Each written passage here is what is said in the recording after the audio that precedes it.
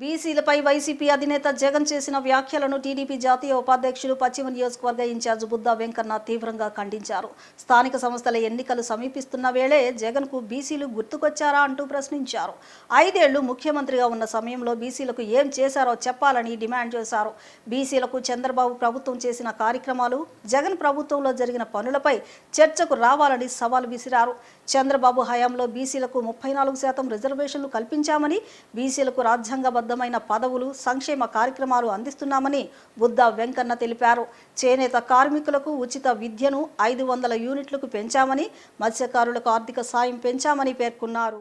జగన్మోహన్ రెడ్డి గారు బీసీ మంత్రం మళ్ళీ చెప్పిస్తున్నాడు. ఏదైతే స్థానిక సంస్థలు ఎన్నికలు వస్తున్న తరుణంలో గొడ్డల పార్టీకి క్యాండిడేట్లు కూడా దొరకలేని పరిస్థితి ఈ రాష్ట్రంలో ఏర్పడి ఇవాళ బీసీ మంత్రం జపిస్తున్నాడు. మీరు 5 ఏళ్లు ముఖ్యమంత్రిగా ఉన్న కాలంలో బీసీలకి ఏం చేశారు? ఆ రోజు బీసీలు గుర్తు రాలేదా? పదవి పోయాక స్థానిక సంస్థలు వచ్చిన తరుణంలో మీకు బీసీలు గుర్తొస్తున్నారా? బీసీలు ఎప్పటికీ ముమ్మాటికి చంద్రబాబు నాయుడు గారి వైపే, తెలుగుదేశం వైపే ఉంటారు. మీరు ఎన్ని తల కింద తపస్సు చేసినా బీసీలు మీ వైపు రావడం అనేది కళ. నిన్న మాట్లాడిన మీరు ప్రతి మాట కూడా అబద్ధపు మాటలు. మీ పత్రికలో వచ్చినటువంటి, మీ ఛానల్లో వచ్చినటువంటి ప్రతి మాట కూడా అబద్ధమే. దానికి డిఎస్సి మీద చర్చికి లోకేష్ బాబు గారు పిలిస్తే జగన్మోహన్ రెడ్డి పారిపోయాడు. ఈ బీసీల మీద, బీసీలకి మీ 5 ఏళ్ళు మీరేం చేశారు? చంద్రబాబు నాయుడు గారి హయాంలో మేమేం చేశామో లోకేష్ బాబు గారు బీసీల మీద చర్చకు వస్తాడు. జగన్మోహన్ రెడ్డి సిద్ధమా? నిన్న పెట్టినటువంటి మీరు ప్రెస్ మీట్ లో బీసీల గురించి మాట్లాడినటువంటి మాటలు ఏవైతే ఉన్నాయో దాని మీద లోకేష్ బాబు గారు చర్చకు వస్తాడు. చెప్పండి, దాని మీద మీరు రెడీ అండి.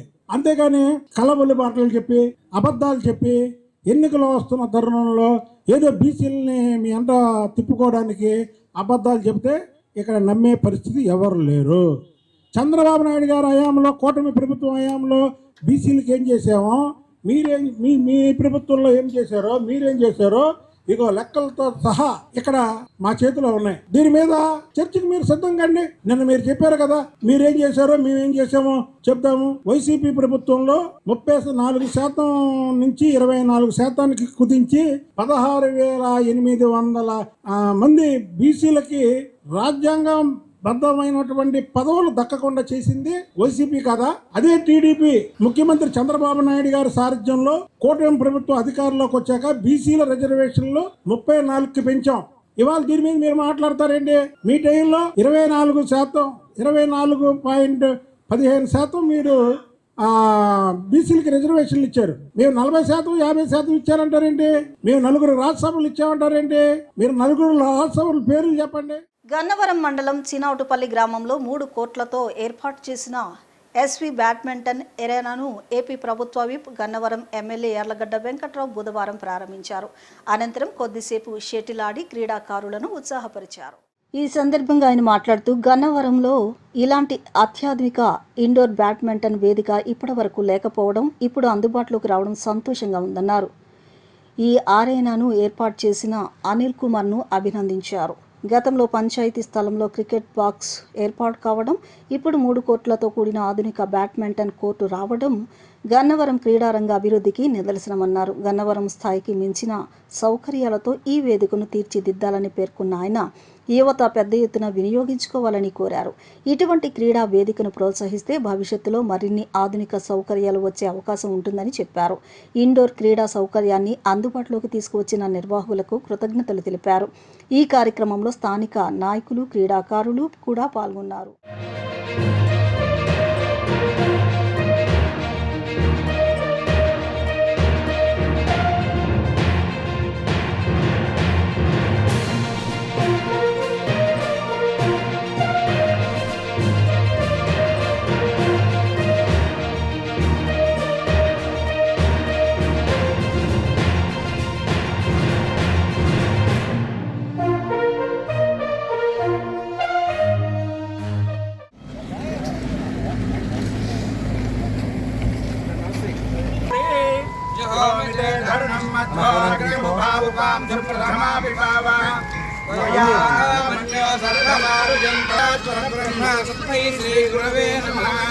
శ్రీగురుభ్యో నమః. హరి ఓం. యస్తే మన్యోపధద్వజ్రసాయక సహ ఘోషః పుష్యతి విశ్వమానుషకు మన్యం విషయీలతే మానుషీర్యాః పాహి అశోకక్షమక్షమావహ జీవనంజలిశోధితః అయం చ బ్రహ్మణస్పతి సర్వకార్యేభ్యయం నమస్తు శివాదిశ.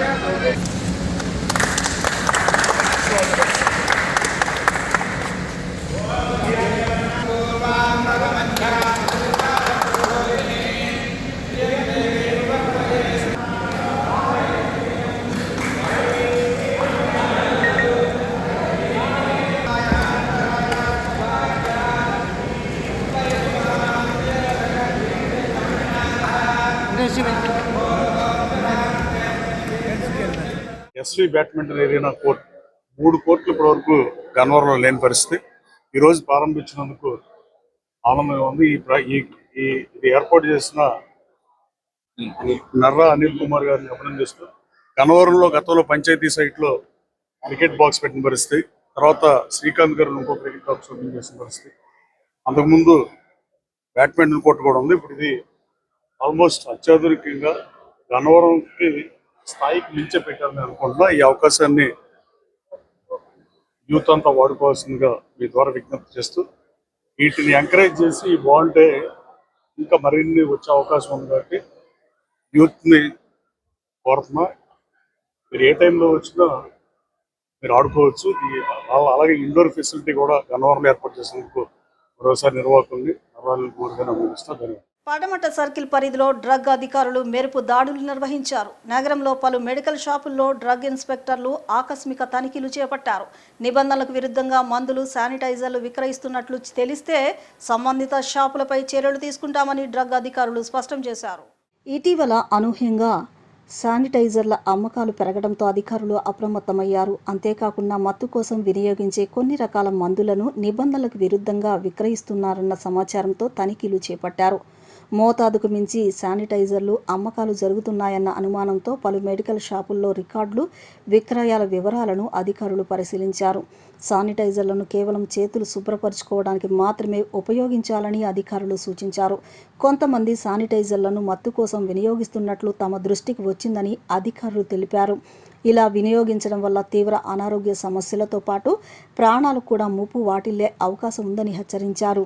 నిబంధనలకు విరుద్ధంగా మందులు, శానిటైజర్లు విక్రయిస్తున్నట్లు తేలితే సంబంధిత షాపులపై చర్యలు తీసుకుంటామని డ్రగ్ అధికారులు స్పష్టం చేశారు.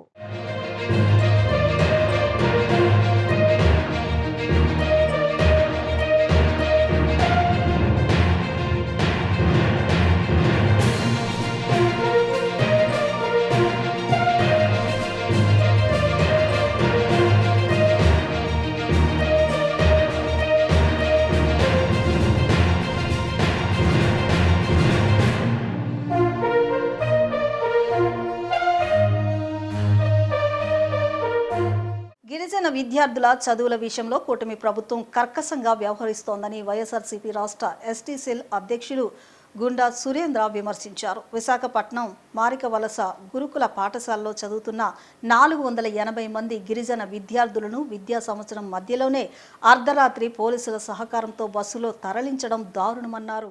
సెంటర్ ఆఫ్ ఎక్సలెన్స్ను తాము వ్యతిరేకం కాదని ప్రత్యామ్నాయ భవనంలో ఏర్పాటు చేయాలని సూచించారు. గిరిజన విద్యార్థుల భవిష్యత్తుతో చెలగాటం ఆడవద్దని ప్రభుత్వాన్ని డిమాండ్ చేశారు. మారికవలస గురుకులంపై ప్రభుత్వం తన నిర్ణయాన్ని పునఃసమీక్షించుకోకపోతే వైసీపీ ఆధ్వర్యంలో తీవ్రస్థాయిలో ఉద్యమం చేపడతామని గుండా సురేంద్ర హెచ్చరించారు. అంటే గిరిజన బిడ్డల పైన వారిని నచ్చజెప్పే కార్యక్రమంలో అక్కడ ఉన్న టీచర్స్ కానీ ప్రిన్సిపాల్ కానీ వ్యవహరించిన తీరు నిజంగా సభ్య సమాజం తలదించుకోవాల్సిన అవసరం ఉంది. అదేవిధంగా పాపం ఆ పిల్లలు ఆ టీచర్లకు కానీ అక్కడ వచ్చినటువంటి అధికారులకు కానీ పోలీసులకు కానీ 2 చేతులు మొక్కి, సార్ మేము ఇక్కడే చదువుకుంటాము, ఇక్కడ మాకు చదువు బాగుంది, మేము ఇక్కడ అలవాటు పడ్డాము, మమ్మల్ని ఇక్కడే ఉంచండి అని బ్రతిమాలితే కూడా అక్కడ వచ్చినటువంటి అధికారులకు మనసు చలించలేనటువంటి పరిస్థితి.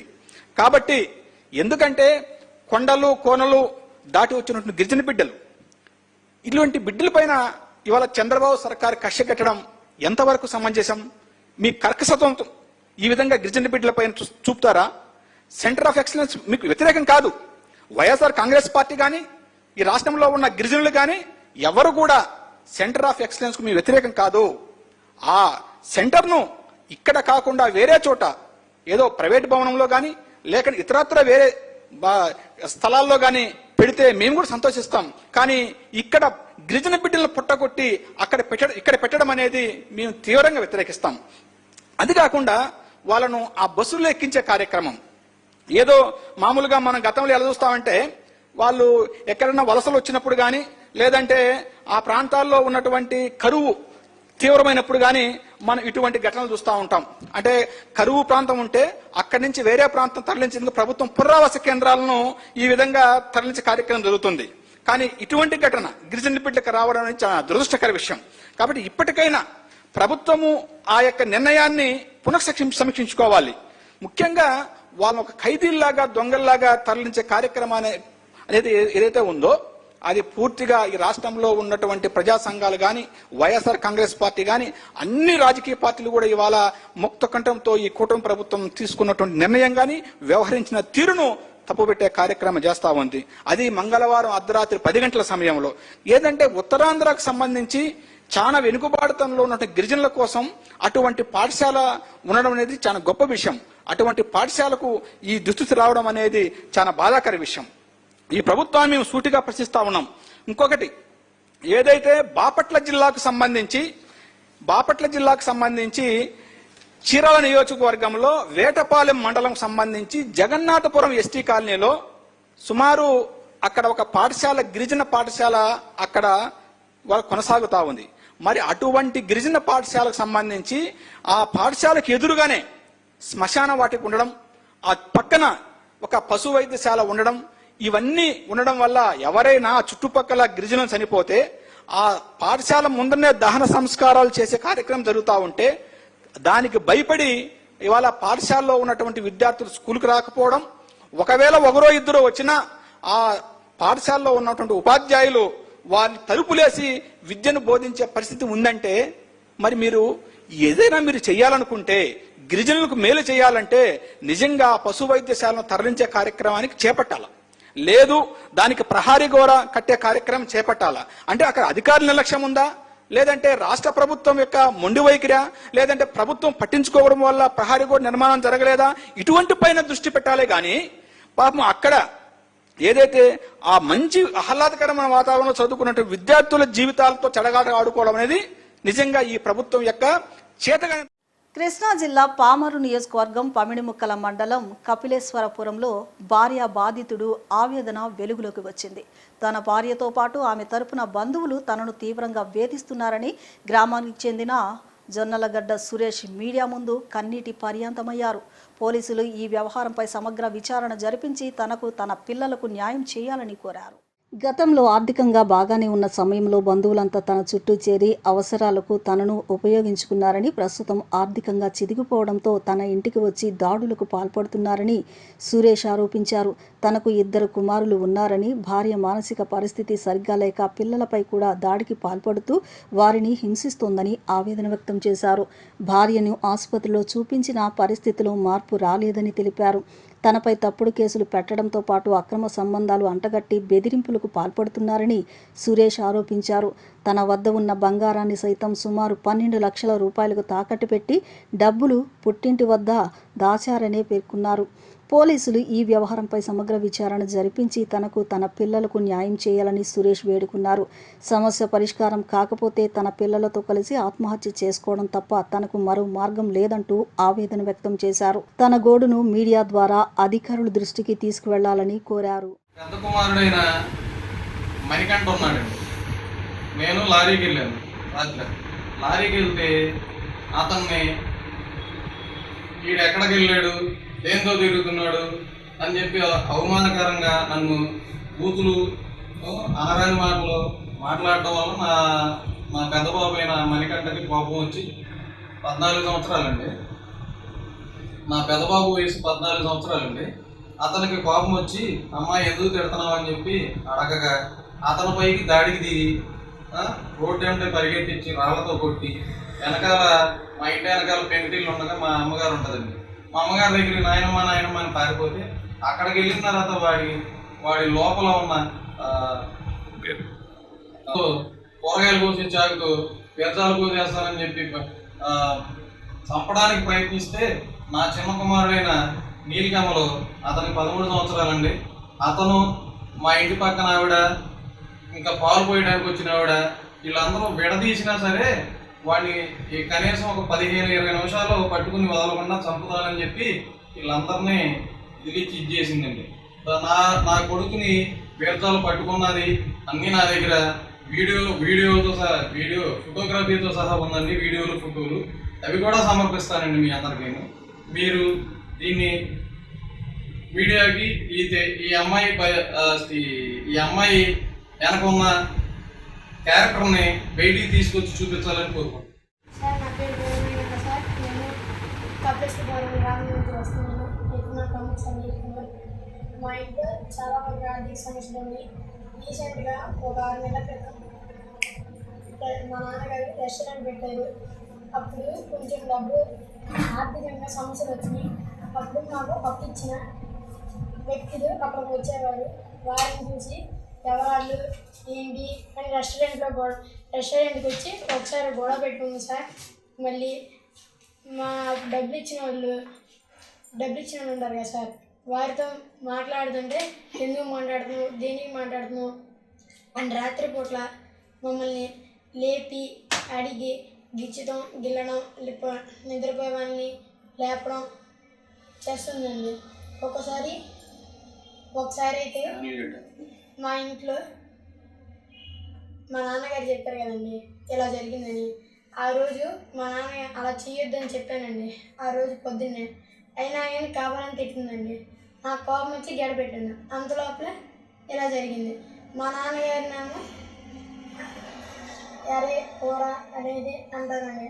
చాలా అవమానకరమైన మాటలతో దీనిని ఎలాగోలాగా మార్చాలని మాట్లాడుతున్నాను. మా తమ్ముడు మాట్లాడుతున్నాను. 2 తెలుగు రాష్ట్రాలకు కలిపి ఇప్పటివరకు ఎన్సీసీ డైరెక్టరేట్ ఉందని, ఆంధ్రప్రదేశ్ రాష్ట్రానికి విడిగా ఎన్సీసీ డైరెక్టరేట్ ఏర్పాటుకు కేంద్ర ప్రభుత్వం డీజీ ఎన్సీసీ ప్రక్రియ చేపట్టిందని AP and Telangana NCC directorate deputy director general air commander Narasimham Sailani తెలిపారు.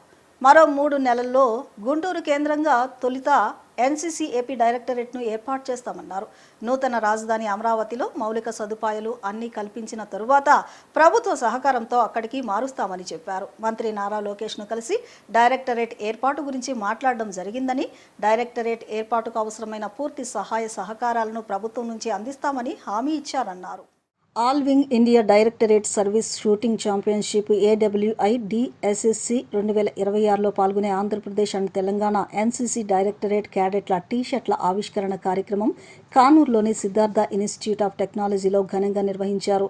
AP and Telangana NCC directorate deputy director general air commander Narasimh Sailani టీ-షర్ట్లను ఆవిష్కరించారు. Kakinada NCC group commander colonel Ritin Mohan Agarwal ఆధ్వర్యంలో జరిగిన ఈ కార్యక్రమంలో క్యాడెట్లు ప్రదర్శించిన కూచిపూడి, లెజిం, బాక్రా, ఫ్యూజన్ డాన్స్ వంటి సాంస్కృతిక కార్యక్రమాలు ఆకట్టుకున్నాయి. కాకినాడ ఎన్సీసీ గ్రూప్ చరిత్రలో తొలిసారిగా ఇన్స్టిట్యూషనల్ ఎక్సలెన్స్ అవార్డులను అందజేశారు. Shri Prakash synergy school, SASI institution of technology and engineering, Swarnandhra college of engineering and technology, Aditya engineering కాలేజీ, శ్రీ విశ్వశాంతి స్కూల్కు deputy director general air commander Narsimh Sailani చేతుల మీదుగా వివిధ విభాగాల్లో ఈ అవార్డులను ప్రదానం చేశారు. కాకినాడ ఎన్సీసీ గ్రూప్ పరిధిలోని ఉత్తమ సిబ్బంది, ANOs మరియు PI స్క్రిప్ట్ వారి సేవలను గుర్తిస్తూ ప్రొఫెషనల్ ఎక్సలెన్స్ అవార్డులను ప్రదానం చేశారు. అనంతరం deputy director general air commander Narasimh Sailani మాట్లాడుతూ ఆంధ్రప్రదేశ్ అండ్ తెలంగాణ ప్రాంతానికి చెందిన 35 మంది క్యాడెట్లు ఆగస్టు 31 నుంచి సెప్టెంబర్ 11 వరకు ఢిల్లీలో జరిగే AWIDSSC 2026 పోటీల్లో పాల్గొంటున్నారని చెప్పారు. జాతీయ స్థాయిలో 17 డైరెక్టరేట్ల నుంచి క్యాడెట్లు వివిధ విభాగాల్లో ఈ పోటీల్లో పాల్గొంటున్నారని, ఏపీ అండ్ తెలంగాణ డైరెక్టరేట్ల క్యాడెట్లు ఉత్తమ ప్రతిభ కనపరుస్తారని ఆశిస్తున్నట్లు చెప్పారు. మరో 3 నెలల్లో ఆంధ్రప్రదేశ్ డైరెక్టరేట్ను గుంటూరులో ఏర్పాటు చేస్తున్నట్లు తెలిపారు. ఎన్సీసీ శిక్షణ ద్వారా విద్యార్థుల్లో క్రమశిక్షణ, నాయకత్వం, ఆత్మవిశ్వాసం, సేవాభావం పెంపొందుతాయని తెలిపారు. మారుతున్న పరిజ్ఞానానికి అనుగుణంగా ఆ క్యాడెట్లకు drone training, cyber training, adventure యాక్టివిటీస్లో శిక్షణ అందిస్తున్నామని అన్నారు. టీబీ ముక్త్ భారత్, వందే భారత్, స్వచ్ఛ సాగర్ అభియాన్ వంటి సామాజిక సేవా కార్యక్రమాల్లో కూడా పాల్గొంటున్నట్లు తెలిపారు. And community activities, Swachh Bharat, Swachh Sagar Abhiyan, other things. And I'm happy to say that the involvement of the NCC cadets is very good. I look forward to support from the parents because the pressure is very high with the studies, everybody in senior classes. I request parents to give them full support. I also request the institutions to give them support wherever possible because the infrastructure is still a state subject through the institutions and colleges. And I'm sure with the kind of new vigor that we have given to the NCC, we are going to have a better future for India. Also, we are expanding NCC, and in next couple of months you will see the strength of NCC cadets going up by as much as 20% in the state. Sir ये ATC training camps रख रहे हैं ना sir, ATC training camps के लिए own campuses नहीं, हर एक बार दूसरे कॉलेज में रख रहे हैं, इसके बारे में ओन कैंपस बनाने में कोई? हाँ, okay, this is a very long pending issue. We are expected to have training areas, you can call them NCC training academies or training areas. Every group or at least 1 or 2 in every state we need to have training academies. We are pursuing it with the state governments. As of now, the training academy is still a challenge for reasons that we need to look into. We have given proposals to the state governments, Telangana, Andhra, and we are eagerly waiting, more than you are waiting, we are eagerly waiting for getting these NCC academies established because we need our cadets to train in a particular manner, in a standardized manner with all support. As of now, we are still dependent on the colleges and institutions to conduct our camps. So this NCC training areas and academies is definitely a point of high interest, and I would like to update that in Andhra Pradesh we have one training academy already in Brahmanpalli which we are proposing to renovate, another one coming up in Tirupati, and the Honorable Minister has assured us that we will be getting a state of the art academy in Andhra Pradesh very soon. వార్తలు ముగించే ముందు ముఖ్యాంశాలు మరొకసారి.